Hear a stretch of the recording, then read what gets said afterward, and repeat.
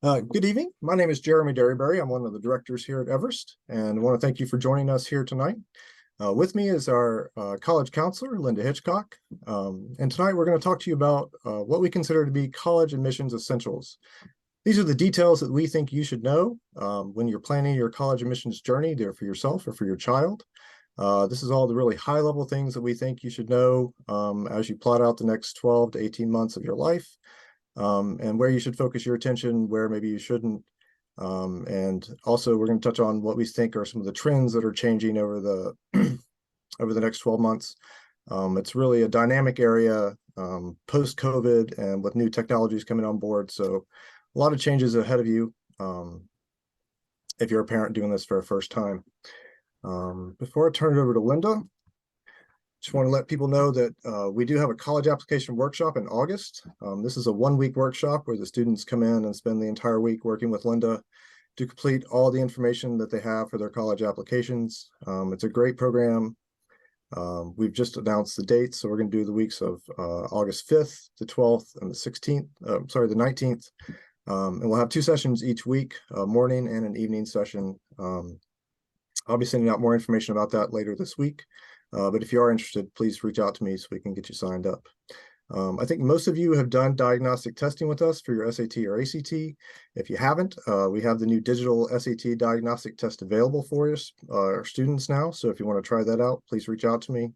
If you haven't done either, also a good reason to get out and reach out so you can get planning for your spring testing prep. I think that's it for me. I'll turn it over to Linda. She'll give about an hour presentation.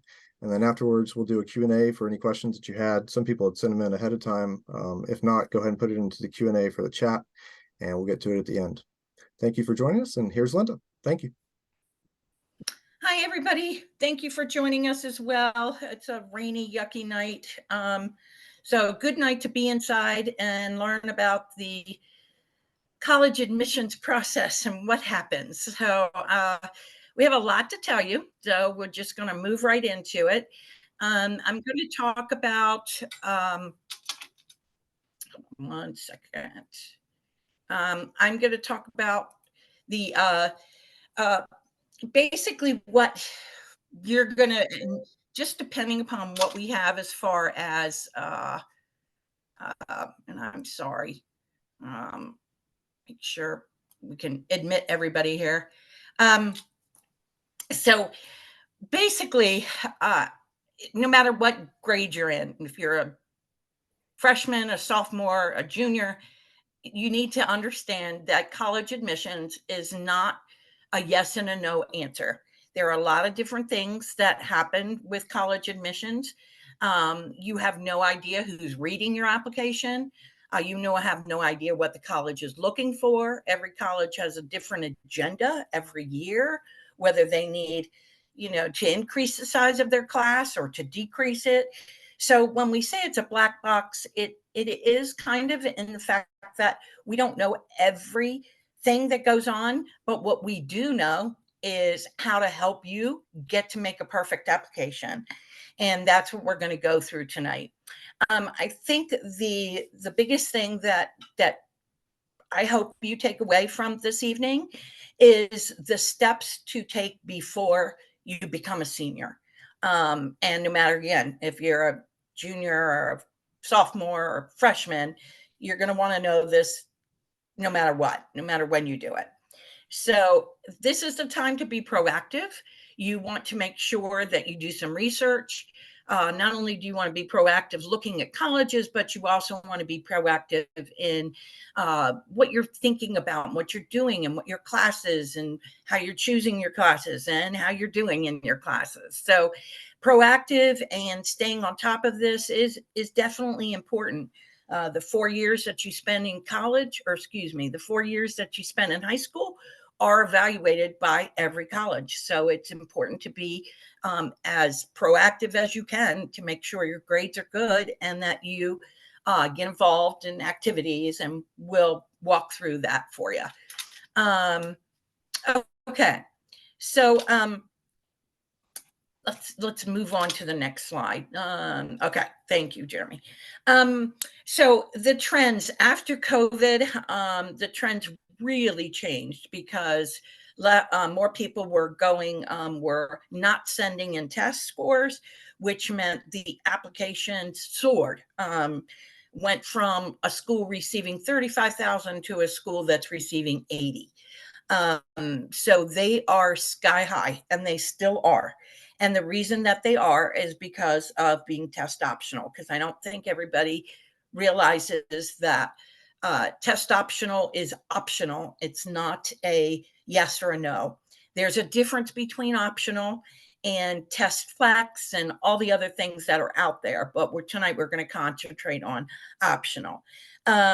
So the state schools tend to be their applications tend to be really up. Some of the selective private schools are still having huge application pools, but they've kind of, I don't want to say they continue to grow as much as they did after COVID, but I still see what I am tending to see is kids are not applying to 10 schools, they're applying to 20. So when you have a student that's applying to that many schools, you can understand if your child is, or you as the student are, then your friends are. So that's why the applications are up so much, because everybody's thinking they're not going to get into any school. And so they just randomly select schools without doing any type of research about the school, and then that makes their application pool so much larger.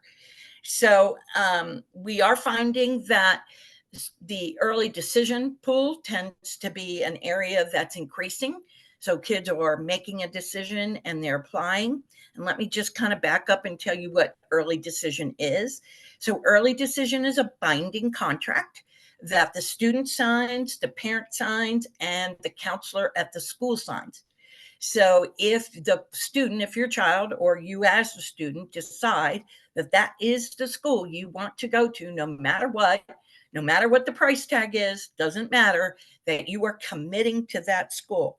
And that early decision trend is rising. More kids are making that commitment to apply early decision because they feel that's going to help them get into the school. In some instances it is, and some it's not, because it's still very selective. But early decision is definitely a family decision because, again, it's very much based on financial situation. You're not guaranteed any kind of scholarship money. And again, once you're admitted, you have to withdraw every other application that you put in. So it is a big decision on the student part and on the parent part. Early action is not binding. And again, a lot of kids are getting their applications in early. So I tell my students, no matter when the application is due, even if it's due January 1st, it's a good idea to get it in early because you want it there. You want to show the college that you are prepared, you've done your homework, you're ready, and that you are applying even before the date. They see that. They see when your application comes in. Will it make a huge difference? There's the black box that I can't answer. But I will tell you, as a former application reader for Clemson, and I apologize, I never even introduced myself, but I've been doing this for over 30 years, and I read applications for Clemson for a while. So I know as a reader for a college application, I always like to see, wow, the student really got their application in quickly. So it's just kind of one of those, a little, I don't want to say it's something that kids, that it's a marker that a school looks for, but I will tell you that it is something that, it could play in your favor to apply as soon as you can, even if you're not applying for early action, because some schools don't offer early action. Okay, so let's talk about majors. This is another very big, important part of the application. So many students truly, as a junior in high school, and then they become a senior, they really don't know what they want to major in. And that's okay. That it used to be 10, 12 years ago. that it was important to know what you wanted to major in, especially if you were going to apply to business or engineering and there was a specific school that you were going to apply to. For example, Maryland and their Smith School of Business, or UPenn and their their business school. So it just made a difference in what you wanted to apply for. And again, what colleges are looking for specific majors for business schools, they're looking for students that have accomplished a strong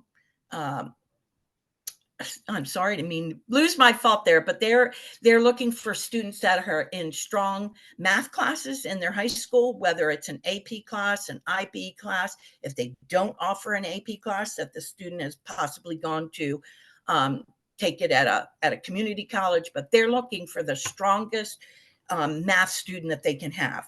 They're also looking for the extra activities that go along with business. So when you say you want business on an application and you're applying to a business school, you have to have something to back it up with.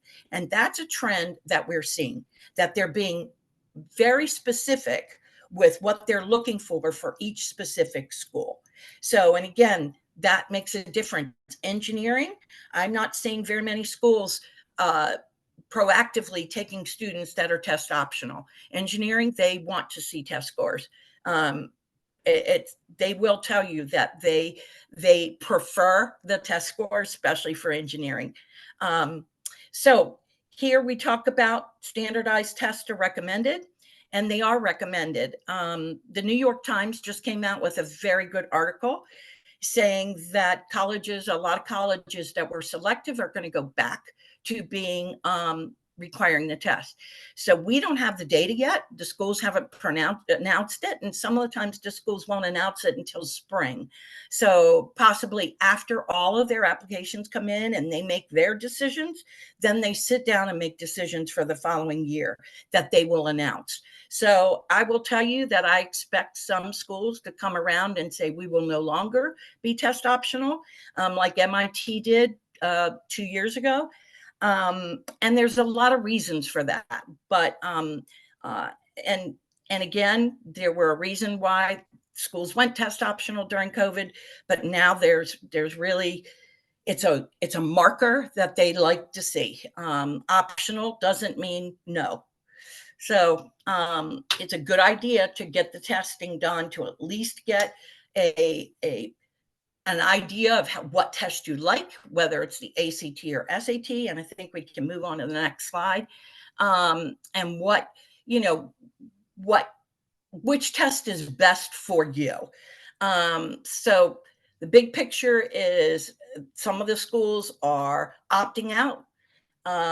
Some of the schools are doing different applications. I saw this. I don't know if it'll happen, but in a blog that I belong to, they said they were going to have a separate application for the school of itself. And if you wanted to do the business school or the engineering school or specialty school, they were going to have an additional application for that. So I haven't seen it yet, and I don't want to scare anybody because it may not come to fruition. However, it's something to think about, that's how they're going to factor out kids that don't fit what their business school is. And I think why they're doing that is because kids are getting to the schools and they're failing. So I think colleges are realizing that these kids have to be prepared in order to go into a very structured environment, in that testing's required. They have to do midterms, all of those things that happen. So I think that might be something that's coming. So if you are a sophomore, I would not be surprised to see that in the future, especially if you don't submit a test score. So again, the application rates are going high. You can see this, they were up 20%. And 25% versus the class of 2020. So they're definitely moving up. And again, I think that's because kids are applying to many more schools than they used to. I worked in high school for 20 years, 25. And then I've been doing private counseling. So I've been in the industry a long time, and I've seen lots of different trends through my years of doing this. And every year it changes. There is not a year out there that I have done admissions and it's been the same. So every year it changes just a little bit. And I keep up with what I need to keep up with. And I still have lots of colleagues in the admission world. And believe me, they get tired of me asking them questions. So just to kind of give you a little background that I do my homework as well. Okay, so where does that leave us? For students that are going into their 10th grade, the spring of their 10th grade year. So if you have a student that is a sophomore right now, the spring of their sophomore year, they should start taking a diagnostic test, just to see where they are. And then start looking at their summer activities, because again, colleges are looking at a student as a whole picture, not just a little bit. They're looking at what this student is not only doing in school, but outside of school. So whether it's having a job or whatever it is, we will talk about that later, but that's what they're looking for. So the spring, if your student or you are a sophomore, these are the things that you want to make sure that you're doing. The summer of the sophomore year, again, following this timeline, start looking at schools. What kind of schools do you want? Do you want the big school? Do you want the small school? Do you want the selective school? And again, this is research, because I promise you, by the time you get to be a senior, the fall of your senior year, things change. So a school that you may have thought you loved when you were a sophomore gave you an idea of what you were looking for. By the time you're a senior, it might have all changed. But again, it's still a good idea to know how to research schools, because it's different. Yes, it's a click of the button, but there's so many things to look at now that they never had 10 years ago. So the fall of the 11th grade year, definitely their test prep should be in full swing. We like to tell, or I even like to tell my students, to make sure their testing is complete before the spring of their junior year. And the reason that we like to tell them that is because a lot of kids have a lot of sport, a lot of activities, and junior prom and all kinds of things in their spring of their junior year. And if they can get that testing out of the way, it's just one less thing that they have to worry about to walk into their senior year. So that's why testing is going to be important, to get that done at the latest, the fall of their junior year. In the winter of their junior year, so those of you that are juniors right now and you're sitting in the winter, which we are, again, if you haven't done your testing, it's a really good time to get this started. But this is the time that you're going to select classes for next year. And we will talk about that in a few minutes. But that's a very key point for juniors that are going to be seniors next year, is making sure you pick the correct classes that were going to help you get admitted to a school. We can go on and talk about the fall of the senior year. Summer is when I start my college camp. College applications actually open on August 1st. You can actually work on the Common App beforehand. I like to tell kids, it's better to work on your essay during the summer and kind of get ahead of that, because quite honestly, the trend that I'm seeing is it's not just one essay anymore. It can be up to 3 and 4. And Jeremy can attest to this, because he is our essay reader and our editor, and he knows what he sees. But I will tell you that one essay is a very important component. But there are so many schools that want additional essays specifically for different things that you're applying to. So I find that working on that essay is a good idea. Once they get out of school, we can help with that, especially the students that sign up for the class. We will start working with them, giving them ideas. But then again, the applications don't really open so you can't really see those additional essays until August 1st. So that's kind of why you want to get the main essay done. And we'll kind of talk about the components of the application. Okay, let's move on. All right. So, what do colleges want? Obviously, the very first thing that they are looking for is a strong transcript. It's the very first thing that you're going to read. Absolutely. They're going to pick it up. They're going to look at the classes that they took in ninth grade, classes they took in 10th and 11th, and what they're signed up for in 12th grade. So sometimes the kids will think, oh, it doesn't matter what I take the 12th grade year. It does, because they ask for that. So all of classes are important. Are you getting C's in an AP class? Probably not a good idea. Are you earning a D? Where's your transcript come? Has it started out with B's and moved up and now suddenly everything's an A? Or has it stayed steady and they're A's all the way through? So again, this transcript is extremely important, and that's what they're looking for. Very first thing. The second thing they're looking for, did the student submit test scores? If you've got a transcript that, your son or your daughter has all A's and has taken the top rigorous class, the very next thing they're going to look for is test scores. I just will tell you that. I know that for a fact, is they're going to look, because if they are not looking, and again, this is very different than when we were in COVID. But if your child is sitting in classes and making straight A's, and remember, they were in COVID in middle school, so they were never in COVID in high school. So this makes a huge difference, because they've had 4 years of high school. So they might have been a little lenient before, but come class of 2025, these children have not been in high school during COVID. So they're going to look for the test scores. They want to know why you're a really strong student, you make straight A's, but you haven't submitted a test score.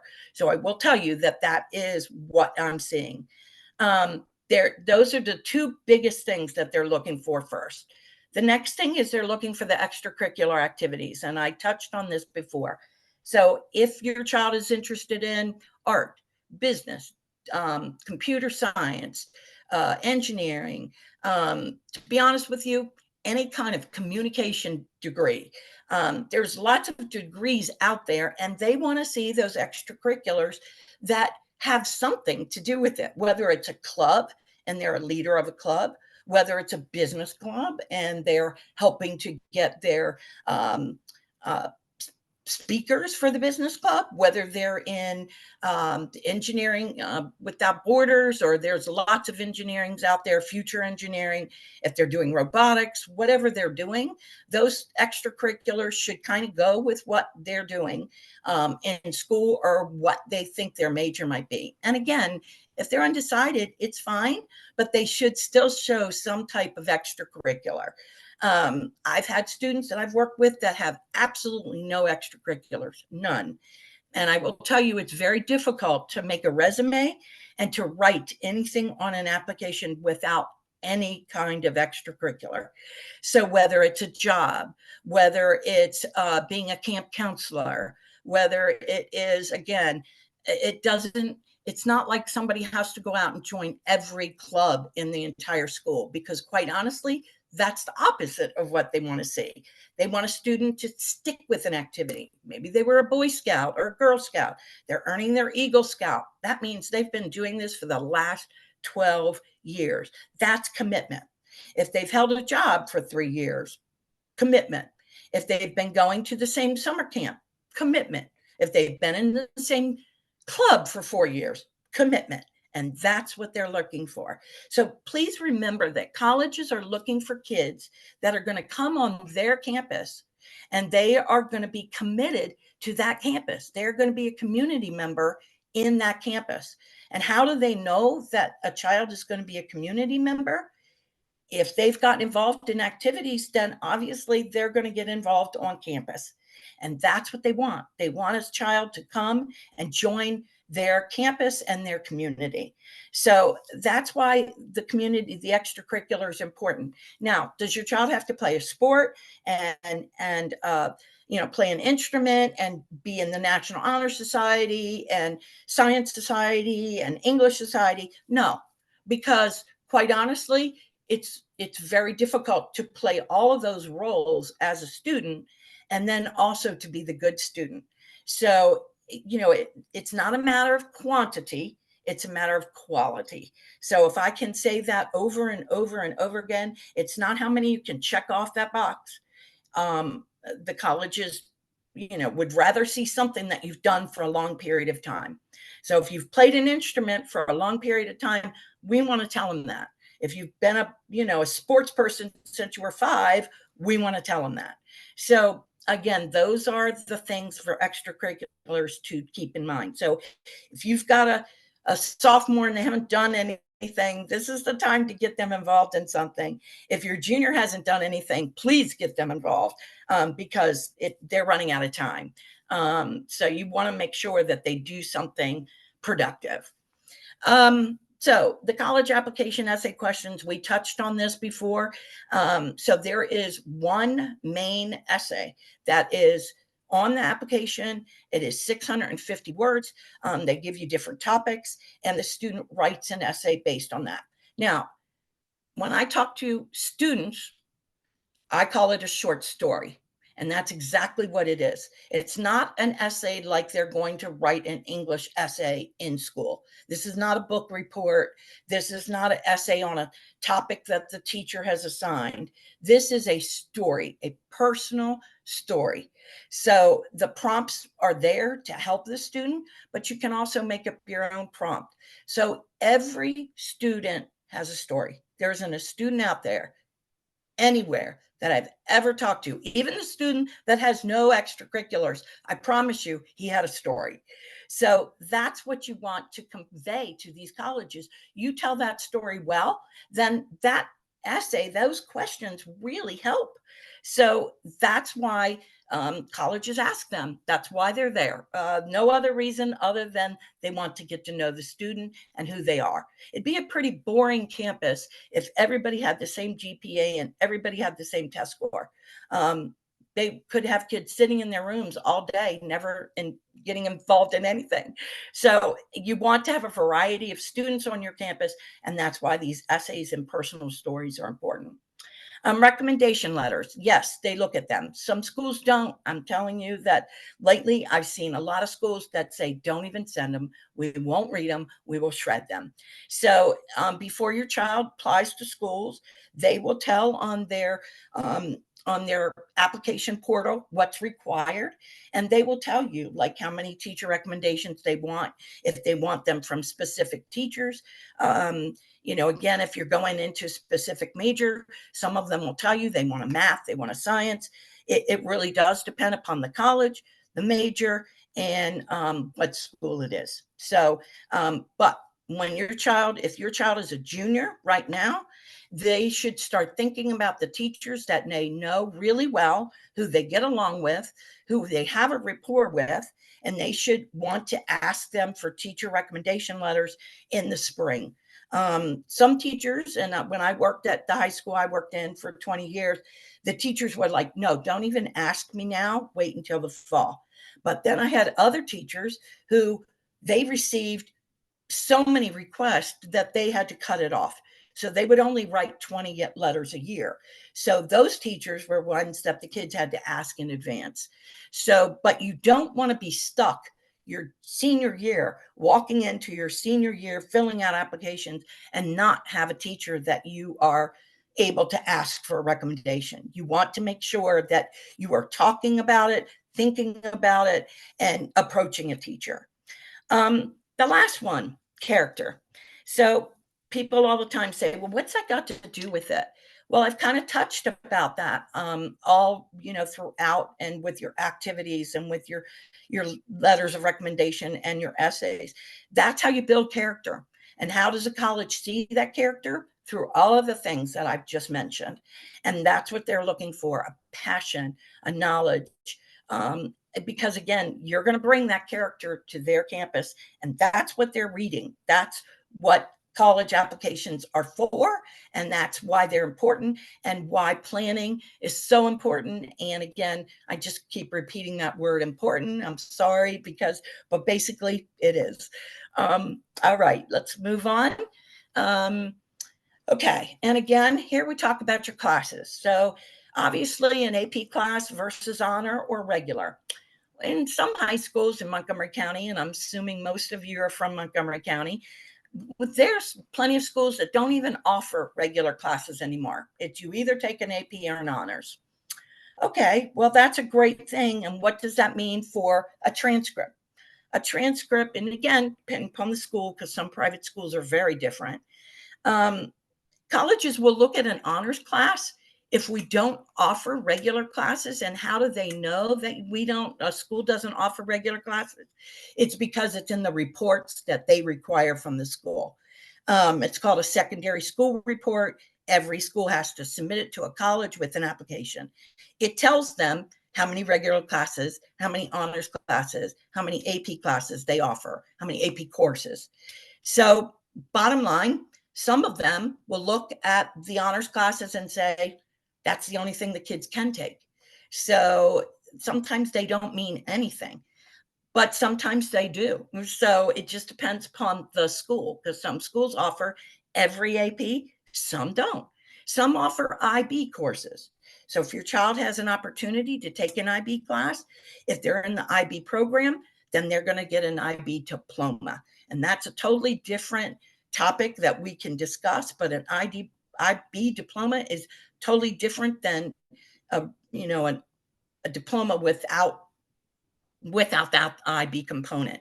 But if you're in a school and they offer the IB classes and a student can take them, I encourage them to take them. They're very different than an honors class or an AP class. So if your child really likes the liberal arts, and they will love taking an IB class. So if they have that opportunity, there are some magnet programs out there. So if your child's in a magnet school, they obviously are thinking that your child's going to be in magnet classes. And magnet classes are called advanced classes and accelerated classes. And again, those hold more weight than even an honors class.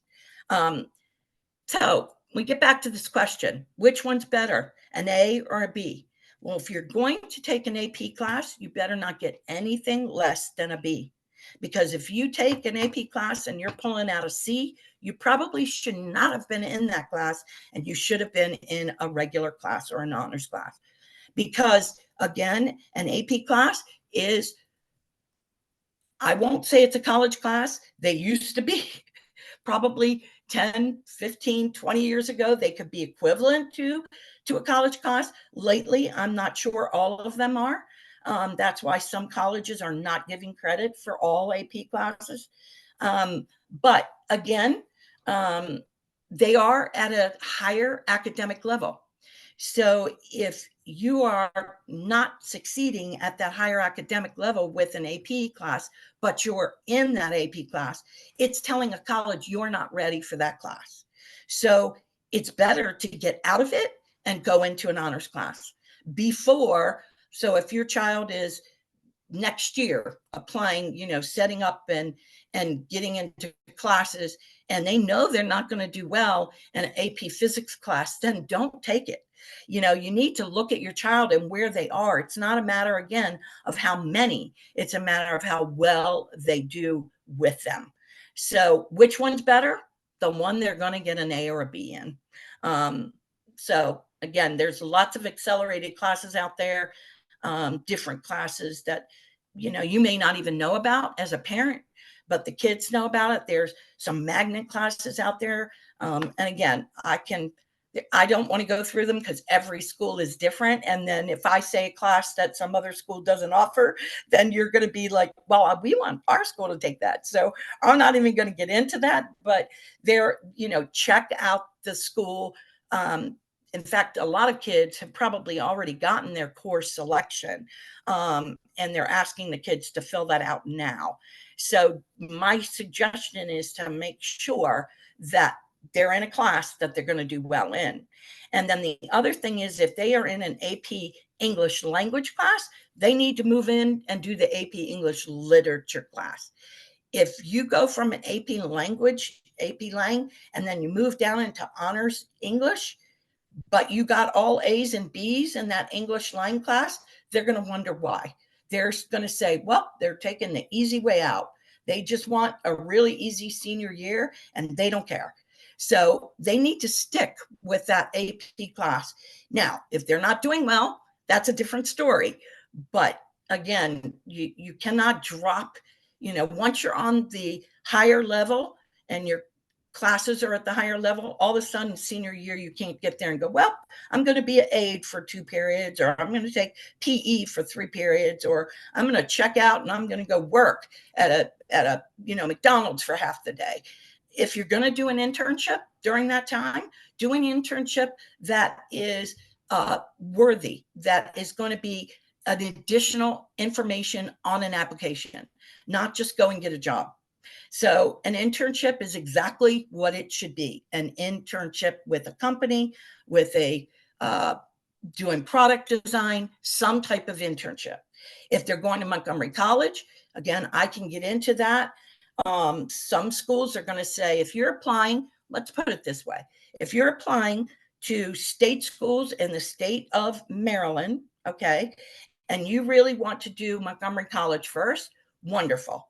If you're doing, if you really want to look at the higher selective schools and you're thinking about Montgomery College, you need to think twice, because mom and dad, you're going to be paying for those college classes for MC and they're not going to transfer. So you need to think about that before your child does that. Do colleges look at it any differently? Not really, not unless it's a class that is not offered at the high school. So, for example, they took AP English language in their junior year, and now all of a sudden they're going to go to college and they're going to take the English 101. Well, that's great, but what happened to their AP English Lit? And again, one last thing, you got to remember, Montgomery College is wonderful around Montgomery County, and it is a phenomenal school. My son graduated from it, moved on. It was a great school for him. But California doesn't know what Montgomery College is, okay? Northwestern could care less about Montgomery College. They care about the high school and what the student's doing in that high school. So remember that when you're starting to think about it. If you're doing a state school, almost every class at Montgomery College will transfer. But again, is it going to look any different? It's going to depend. Every child's going to be different, but just please keep in mind that colleges are looking at high school credits and they have no idea if they're out of state selective school. They don't know what Montgomery College is. It's not going to impress them. They'd rather see the child stay in school all day and take a higher level academic class, especially when you're applying to the very selective schools. Okay. Here is specific majors. So you are, again, wanting to go into business. Well, AP Stats is a good thing. Macro and microeconomics, very important. They'll look for those. Engineering, they're going to look for the highest level math classes that your school offers. Some of them offer linear algebra. Some of them offer multivariable calculus and differential equations. They're going to look for that. If your school only offers BC calculus, that's what they're going to look at. If the school offers Project Lead the Way and you're going into engineering, they're going to look at that. So again, depending upon the school, the more selective the school are, the more they will tell you what classes they want to see in high school. And if there's any question about that, all you have to do is contact the admissions rep for that college. And let's just take Notre Dame, for example, and you contact the admissions, the academic director in charge of engineering. My child, or my name is, and I want to study engineering and I'm interested in Notre Dame. Are there recommendations for what high school classes I should take? Ask them. Colleges are happy to tell you. So academic deans, most of the time, they will answer kids. If they don't, then reach out to the admissions office. But if you're asking the right person, they will tell you. They will tell you, yes, it's a good idea. Most of our students come, graduate from high school with a, whatever it is that they're looking for. But again, certain schools, let's see, the Georgia schools, they want 3 years of lab science, 3 years. So again, a very different thing. Some schools, there are schools like Tufts University. Tufts wants, they want foreign language. It's a big component of their academic year, and they like foreign language. So every school kind of has a little bit of a different thing that they're looking for. So again, you might want to look. That's where that research comes along to find out what are required. Okay, let's move on. Okay, let's talk about this test again. Every test is acceptable. Colleges do not have a difference between the SAT and the ACT. What they will tell you is which test did your child do the best in. So that's why diagnostic is important to take for both tests, because you never know. I had a child that was really good in the ACT, and I have another one that was excellent for the SAT. So you don't know until they take a practice. And that's exactly what the college is going to tell you. They take them equally. Okay. Should you go test optional? We've talked about that. If you have questions about test optional, be sure to ask me. I do think there are times when, yes, test optional is an option to do. But if the student is academically able to take the test and doing well in high school, then yeah, they should be taking it. I will tell you, for based on the facts, and I don't have this year's numbers, but last year, I will tell you that 80% of the kids in the state of Maryland that submitted test scores to the University of Maryland were considered for application. Some kids that did not submit application test scores were not even looked at. So I just will tell you, 80% of the kids that Maryland accepted all had test scores. So that means 20% of them did not. So it again, if you want to know how to find that information, because a college is not going to be forthcoming, I'm happy to tell you. So you can just email me afterwards, and I'll give you the information and how to find it. All right, let's keep going here. Okay, we've talked about extracurriculars, what's it to do, different fields of interest. Taking a summer class is another one. There are some great summer classes out there. Some of them are free. And again, did the child do something outside of the norm? And that does help. So again, think outside that box, but there are plenty. I know Maryland's got a great leadership program that's offered to juniors. So that's a great one. So there are many of them out there. If your high school doesn't give you the information, you can go in and Google leadership college classes for seniors in high school or juniors in high school. Don't think they take sophomores. I think the only students they're going to take are juniors and incoming juniors and incoming seniors. So, okay. Yeah, and one of those, and I apologize, one of those was giving back to the community. Again, how does it build character? Giving back. Go to the food kitchen, go to collecting food, collecting coats, toy drives. And toy drives don't need to be just for the Christmas time. Coat collecting, there's coats, raincoats, and there's winter coats. It just doesn't have to be at that time of the year. So, giving back to the community is huge. And people can use food all the time. Or again, make sandwiches for the homeless shelters. This can be done all year. So giving back is huge. Okay. All right. Now we'll move on. Sorry. So there are different, when you do your research, there are many different colleges out there. I always tell my families, look at a liberal arts school, look at a university, look at a big school, 30,000, look at a smaller school, 10,000. Do they want the big sports and all those things? This is the time to start thinking about it. Liberal arts are a unique school. I tend to like them, but a lot of people may not. And for a student that's not real sure what they want to study, sometimes a liberal arts school is a phenomenal way to help them get into the area, because liberal arts, is a combination of all different kinds of classes. 56% of the CEOs in the country went to a liberal arts school. So just to give you a little bit of what do they call trivia? There you go. Specialized schools are Catholic schools or single sex schools, all girls, all boys. They're just specialty. And again, your child may want that. It's a good thing to bring it up, because they may not realize that the option is there.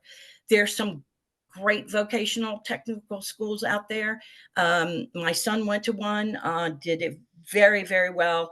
That was the perfect school for him. Community college, again, you can prepare. A lot of kids aren't ready to go away. Quite honestly, they're not mature enough, or they just aren't ready. And, Montgomery College is a great school, Harvard on the Pike, and it's very true. But again, they have to know that. So I think they have to be ready to understand what a community college is and to embrace it. So I think that's always a hard thing for kids to think, I can't go to a community school, but sometimes it's the very best decision, and especially financial decision makes a huge difference in the pocketbook. All right. Okay. How do you parent? How do you determine the best school for your child? Well, if money is not an issue and you have put away thousands and thousands of dollars and it doesn't matter, then you don't need to look at the first one. But for the majority of parents, financial information is the biggest factor. How much is this school going to cost? Do I want to take my child to Michigan, which is $72,000 out of state a year? So by the time your child finishes, you're talking $280,000 for 4 years. And that's if they graduate in 4 years. And that doesn't cover a lot of things. So you're talking quite a bit amount of money. So if you don't have that kind of money, then you need to lay that down right now and make that decision and tell them, this is our budget, right? This is where we are. And parents, how do you find out what your budget is? If you're a parent of a senior or a junior going into their senior year, then there's lots of avenues on how to do that. And we will send out a resource page after this evening's event that tells you how to find out how much college is going to cost. There's lots of tools. And again, a research tool that I suggest to parents all the time. Very first thing I tell parents is you need to know how much it costs. If money is not an issue, great. Go look at every school you want to. But if money's an issue, and you also have to factor in if they're going to travel, add in that cost of an airplane and all the traveling that you have to do. So again, not just the cost of tuition and room and board, there's a lot of other costs to consider. You cannot count on scholarships. You cannot. They are, would I like to tell you everybody gets one? Yes, I would, but you can't. You cannot count on them. They make a difference based on GPA, test scores, talent. There's a lot of different things to consider with scholarships. So a lot of parents would say, well, they're going to get a scholarship. That's not written in stone. You cannot be guaranteed for that. So don't count on it, right? The secondary thing is what type of school. We went over that, a liberal arts, a university, research university. Do they like to do research? If they're going to a research university, I assure you, they're going to have to do research before they graduate. Location, how far away, again, do they want to go? I will tell you real quick, my daughter wanted to go to California. I was like, well, if you go, you're never coming home because look, it's far. And then she ended up literally an hour away because she wanted to sleep in her own bed. So think about that, like how far do you want to go? Do you want city? Do you want rural? Do you want, all of those locations factors come into there. Go see a city school, go see an urban school, go see a school in the middle of nowhere. These are the types of things to just do now even before you start looking at schools as a possibility. So do the research, go online. Every college, ever since COVID, let me tell you, those online tours are phenomenal. And they will tell you a lot about a school by doing their online tour. Um, you know, read about them. There's lots of research out there about schools. So do your homework. That's what's important now. No matter what grade it is, it's important to know and do your homework. Okay, let's see what else we've got. Jeremy, are we at the next one? Sorry. Good. Okay. So this is where we get into a little bit of a discussion. I have children that think that they're probable going to get into elite schools. So let's just take, Princeton. Princeton only has so many kids in their school. So you take that amount of school, 9,000, and I don't know the number off the top of my head, but if they have a student body of 9,000, then they're going to probably take about 2,500 students.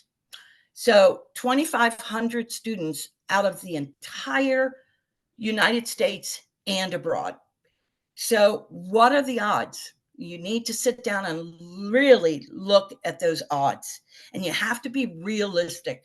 So applying to 10 different Ivy schools, it's not going to make any difference. They're still a very possibly an unlikely match. There's things that come into factors, but you have to look at the facts. The facts are GPA, test scores, activities. You've got to look at who they're admitting. So an unlikely, and yes, we used to call them back in the day, a reach school, and they are exactly what that is. A reach is unlikely. You just have to be realistic when you look at that. The chances are you just don't know. The possible schools are your child has the GPA they're looking for, the child has the test scores, it fits in the middle, or possibly your child has the better test score, but a lower GPA. But again, it's possible. So it's not saying yes, it's not saying no, it's saying possible. And we call that a target school. So how do you find that out? Again, it's going to be based upon how your child's doing in classes and the classes they're taking. A probable is based on, again, what their GPA looks like right now. Even if they've not taken any test, you could go by GPA, not unless their GPA drops substantial. But a probable school is probably 75% chance that they will get in. So this is always a question I'm asked, and I will tell you up front, I cannot give any predictions until I see a test score and until I see the end of first semester of their junior year. And sometimes even looking at their semester grades for junior year don't tell me the whole picture until the end of their junior year. So when I sit down with the family, I can give them a possible list, but I can't give them in stone. Okay, here's unlikely, here's possible, here's probable. I can't do that until I see all the missing pieces. See the extracurriculars. I need to see what their essay looks like. I need to see what kind of character they have. There's a lot of things that go into this list, and it's not just numbers. So, but when you sit down and do the list, your list might change completely from, and Jeremy can attest to this because I know his daughter's list changed monthly, right? So they change. And I've had kids that I've worked with since August, and they're now contacting me in January saying, hey, Miss Hitchcock, my list has changed and I'm going to apply to this school, this school, and this school. And I'm like, okay, where's this coming from? But okay. So they change consistently all the time, but it's a good idea to figure out, what am I shooting for? Am I shooting for an unlikely school that I'm never going to reach? Why go see it? Or am I looking at that possible school and this is my goal? So you as a parent know your child better than I do. So these are the discussions you have to sit down and have with them. And it's just as much your discussion as your sons or your daughters. And don't get me started. I know that's a whole different topic, save for another day. So, all right, let's move on. I think Yeah, college spend. Oh, this is phenomenal information. When you go see, and I will tell you, you need to go see them, and even more now than what people used to do. Demonstrated interest is coming into the decision making on a school. Has your child interacted with that school whatsoever? I've had some kids again that took my class in the summer, and the parents are emailing me now saying they got deferred or they got denied. And I'm like, did you go visit after we talked? Well, no, I didn't think it was necessary. It is. It is necessary because, first of all, walking on the campus helps your child, whether or not they're going to like it or not. I will tell you stories on that one about my daughter and Jeremy. A lot of parents can tell you, oh, that was a horrible experience, or it was a great experience. But if you don't visit that school, how does the school know that your child's really interested in going there? Okay. How do you know that it's a school that you want to invest the money in sending your child to? So, yes, take that list of 5 or 10 schools and go visit. If they're far away, then go maybe plan a vacation around them. But it's important to visit or to show some type of demonstrated interest. I can't I cannot express this enough because this past year I've seen more and more and more kids get denied or get deferred because they never ever visited that college. They never went to they never logged on to their website, they never answered an email, they did nothing. So demonstrated interest is important.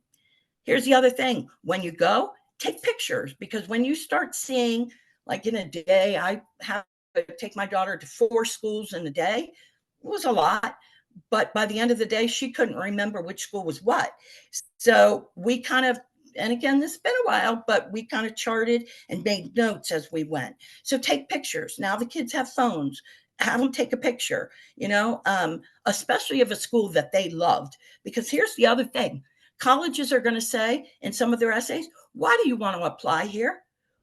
Well, your child has never seen the school. I don't know. I want to apply. But if your child visited that school and fell in love with something, there you go. You can talk about it. Again, I've read and dealt with thousands and thousands and thousands of kids, and I could sit here and tell you thousands of stories, but we are limited. But I will tell you that visiting a campus helps answer essay questions, and it also helps to narrow that list. So go visit. Okay. Um, when you go visit the town and go visit everything. Go to the lunch. Go do it all. Don't just go and walk around campus. Go take it. Okay, what kind of application types are there? Well, the common application is the one you're going to hear most about. It is owned by a company called Hobson's, and it has been around for generations. So right now, over 1,000. The report that I just received, it's going to be close to over 1,200 next year. The coalition application is kind of not going to happen. So I really don't have any schools that are only coalition schools. So the kids that applied really aren't using that. Individual school applications, Georgetown, they have their own. California schools have their own application. The Texas schools have their own. And SUNY New York also have their own if you want to do that. So there are different applications. We talked about admission decisions. Single choice early action means you pick a school that is only for that school.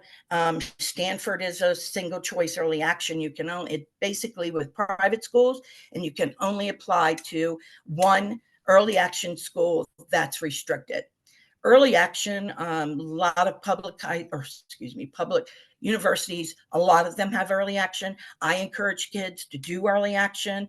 There are a couple times when I don't, but for the most part, the kids should get their applications done. The Florida schools, their early action applications are October 15th. A lot of schools are November 1st, some are November 15th. Early decision 1 is binding. I talked about that before. It is binding. You sign that contract and that child gets in, you're going. You can't back out of the money because they have you do a money type thing before your child even applies. So money's not a factor. So they've gotten very good with this. So again, early decision is binding. If it's a school your child loves, they know they want to go there, you're financially able to afford that school, then I will tell you there is an advantage of doing early decision. There is, because the colleges are a business and they need to know that so many kids are coming to their school that are going, they don't have to worry about giving financial aid to.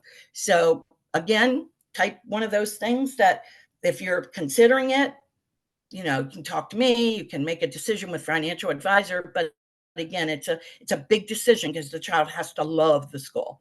Priority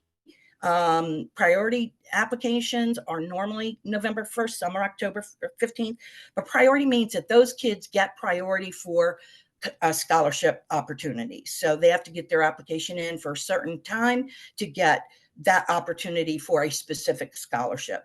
Rolling admissions means that you submit an application, 6 to 8 weeks later, your child receives an answer. There are quite a few of them that are rolling. Penn State, Pittsburgh, lots of them that are rolling admissions. Kids like to do that because they know they have a college to go to. So some important dates over there that we put in. I've talked about it before. August 1st is when all the applications open up all their essay questions and their individual questions. October 15th is the first ED deadline. November 1st is really the number one deadline. So your child walks back into school the first part of September, the end of August, really, you're talking 8 weeks, not long. So that's another reason why I started my camp, is because they need to get on this, because as soon as they go back into school, they've got homework, they've got activities if they play sport. So the summer is really the time to get this thing done. And quite honestly, that's why I started my college camp, because when I worked at the high school I worked in, every child I saw came in and they were so stressed. I was like, there has to be a better way for children in their senior year to enjoy high school without being so stressed. Don't get me wrong, there's still going to be stress in some areas, but if they could get a lot of this application done and their essays done before they walk back into their senior year, you're going to be happy and the child is going to be happy. And that's why I do them, because first of all, I love what I do, but second of all, I just know it's a big benefit for the children. So that's why I do it. Anyway, all right. Anything else? Okay. So what's in an application? We went through that. Your test scores, your honors and awards. People ask me what's on an application, what do they need to have, what additional information. So on the common application or any application, they are going to, again, they're asking for the GPA. They're asking for what classes they're going to be in their senior year. They're asking for every activity, what they do in that activity. They want a description of the activity. What was your role? So again, all of those things that we discussed, and they want their essays. Every school has individual questions that they ask. How are you going to apply? Are you going to be sending test scores? What major do you want to do? Have your brother or sister attended this school? Has your mother or father attended this school? Every school has additional questions. So that's just not one application. It's one main application, and then each individual school has their own questions. Some of them are very easy to get through. And again, some of them have a 250-word essay or a 150-word essay or 125 question to answer, like what's your favorite color and why? Again, every school is very different. I don't know their questions until August 1st. And then I'm learning the same time. I can have an idea of what they are because most schools tend to stay the same, but I can't tell you essays because a lot of schools change them every year. But that's what goes into an application. All right. Okay, and finances and scholarships, we will put something out about this for parents to make sure that they're able to find out this information. Every school has what they call a net price calculator. When you look at a college's website, it'll have at the top a financial aid, and it should have a drop-down box that says net price calculator. President Obama made this a mandatory requirement for colleges to do because so many kids were going to colleges and in debt. So before you know how much that college is going to cost, it will walk you through the steps of how to find that net price calculator. So there are financial forms that are required. You can look at these up. I tend to do a financial night presentation, so I will touch on this, but I could spend another hour and a half talking about forms. There are scholarship types: merit, community service, athletic, and again, none of these are guaranteed, not one, but they're work and they are available. There are even some scholarships that are out there for juniors to start applying for now. So good idea to have your son or daughter, Google scholarships for high school juniors. They just depend upon what they are. So, something to explore. Again, a lot of research goes into the college planning. It's not just fill out an application and go.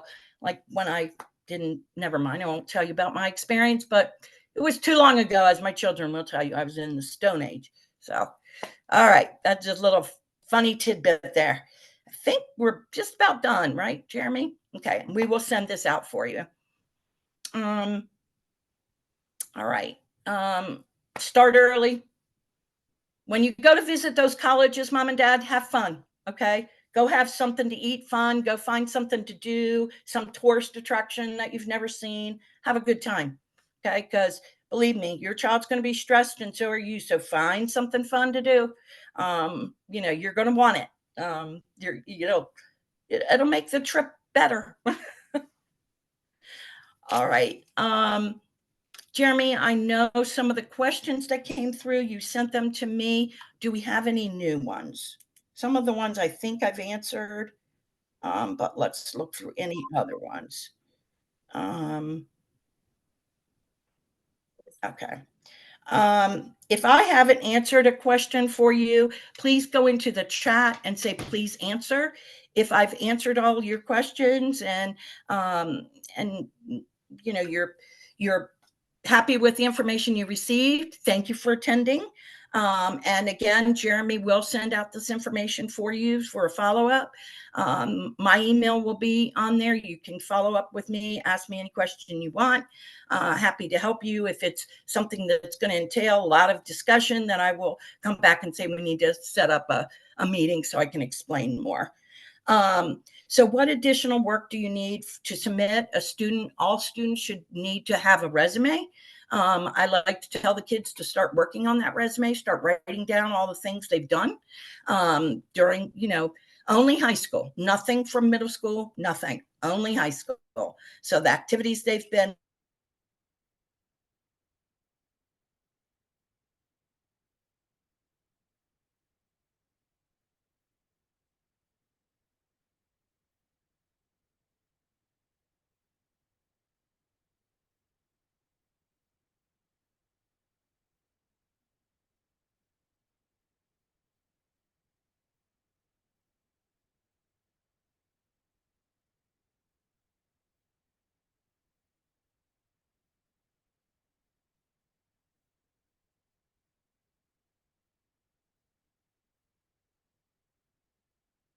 Linda, I think we might have lost you.